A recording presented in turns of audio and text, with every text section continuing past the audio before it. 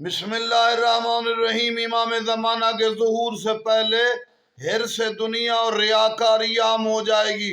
لوگ کام کریں گے لوگوں کو دکھانے کے لیے، ریاکاری، اور پیسے سے محبت کی جائے گی۔ فلاں کے پاس پیسہ ہے لہذا اس کی پرسنالٹی بڑی ہے، وہ بڑا آدمی ہے۔ جو غریب ہے اس کو اہمیت کم دو، اس پر اعتراض کرو۔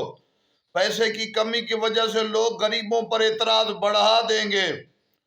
تو لوگ دیکھیں نا آج ریاکاری کا کیا عالم ہے۔ لوگ گھروں میں نوافل کی بجائے مسجدوں میں دکھا دکھا کے نوافل پڑھتے ہیں، اور برائی اس حد تک بڑھ چکی ہے، نہ ریاکاری میں واجب کو پیچھے کر دیا گیا ہے، اور مستحب پر عمل کر کر کے اپنے آپ کو عبادت گزار دکھاتے ہیں۔